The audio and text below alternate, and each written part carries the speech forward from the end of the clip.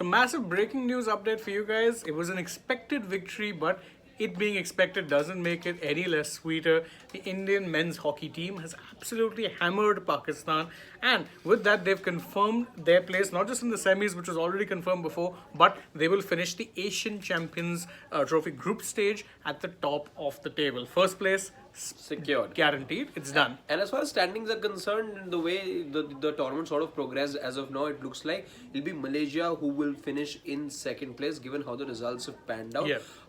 We're still awaiting as to who India could play in the semi-final. Remember, India, Malaysia, both have already secured a place in the semi-finals. But for now, and let's just spend some time talking to you guys about the couple of moments, noteworthy moments, I must say, worth talking about as far as this particular match is concerned.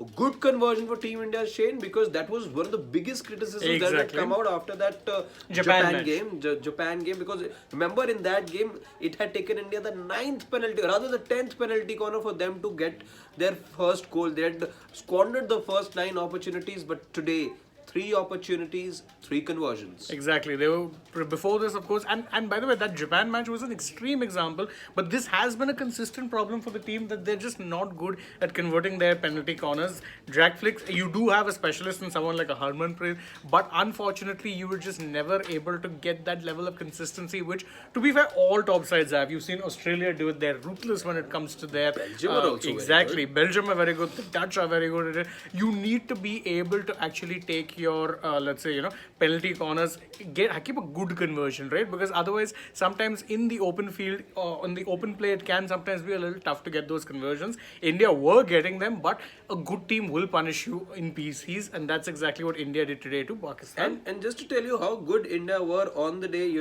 when you look at the when you look at how the breakdown of let's say the stats over here, 3 penalty corners as we spoke for India, but 0 for Pakistan. They came close. There was half an appeal over there. By the way, speaking of points we're talking about, the Pakistan coach during one of the breaks wasn't particularly happy with the standards of refereeing. I'm not quite sure what exactly his grouse over there was, because we watched the entire match and we couldn't really get our heads around that comment.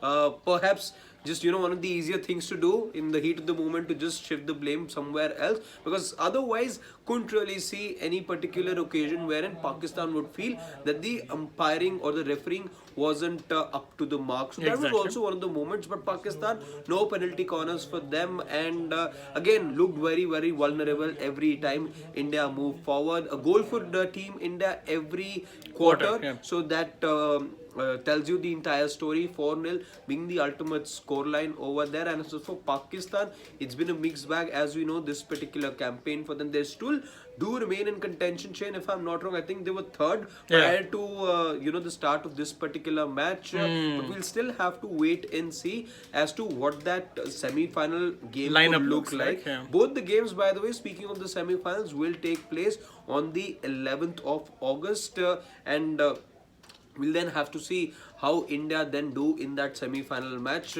But for now, they have secured themselves. India, by the way, the only team who've not lost a match in this particular series as of now. Malaysia, remember, have lost 1. India have drawn 1, but they haven't lost a match. Exactly, they won 4. Malaysia had lost 1 game, and that is why India actually, end up finishing on top of the table in this case, because, well, they've had no losses, and it's been a pretty good campaign for them. Obviously, considering that, you will in fact be playing this at home. It's a good thing to do that you've gone this well in the tournament. You've ensured that there were no losses. There was, in fact, a consistently good performance from the team throughout. And remember, this is a team under new management. Craig Fulton coming in as the new head coach. Obviously, there were going to be hopes that the team would be able to gel well early on. Remember, it's a key year for India. Not only is there an Asian Games to look forward to, you're building up to the Paris Olympics as well. By the way, yes, Rookie Techie points out correctly. Rookie Techie rightly points out, and I've got that update on my phone as well. We're talking about the sides. Shin can also have a look at this. So Pakistan, China are out of contention with 5 points. Pakistan haven't made it because you were looking at the ultimate tally head-to-heads then. So India right up top, as we were saying. Malaysia finished in 2nd place with 12 points. India a point better off, and they finished with 13.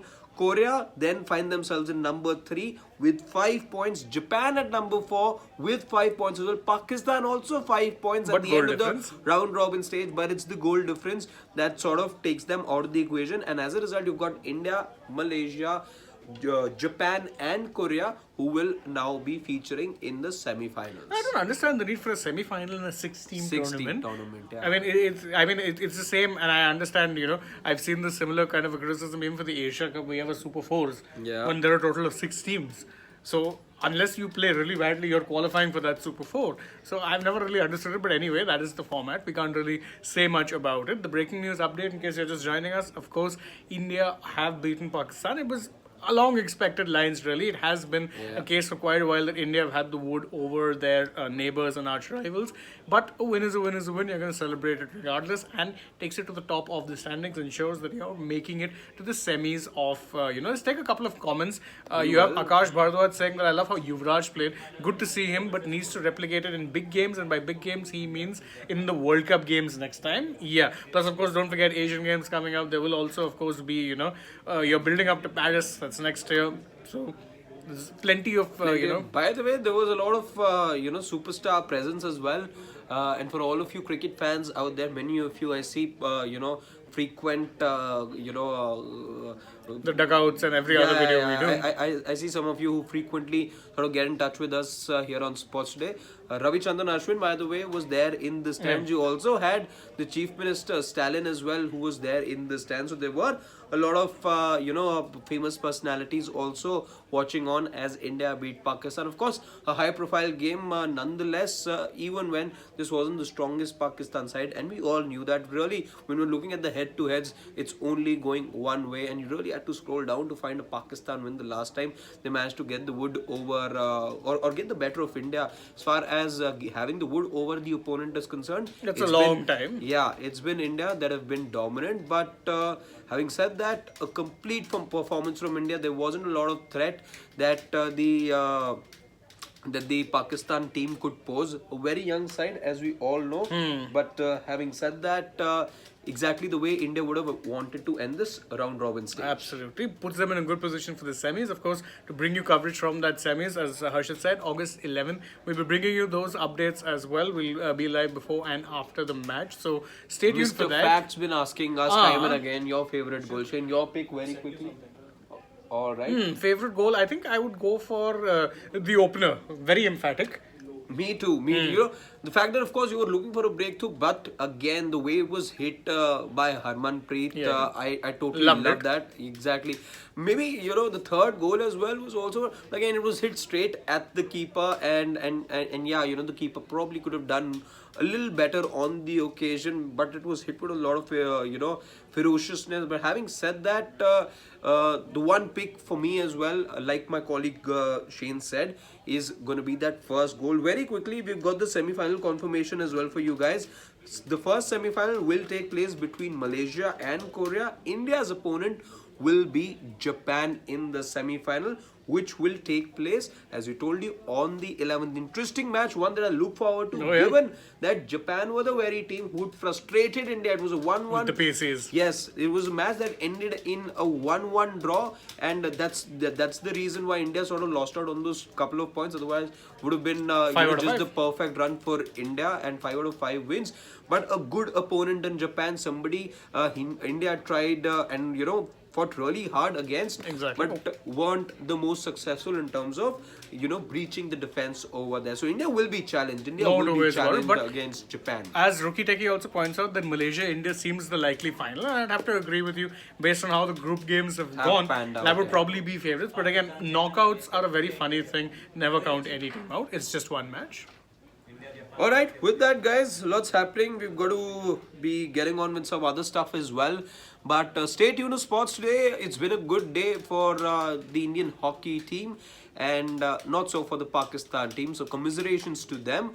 But having said that, the action doesn't stop here at India Today and at Sports Day as well. We'll keep bringing you all the updates from the world of sports. Thank you so much guys for joining us. We'll be back with you shortly whenever there's something worth sharing. Bye-bye.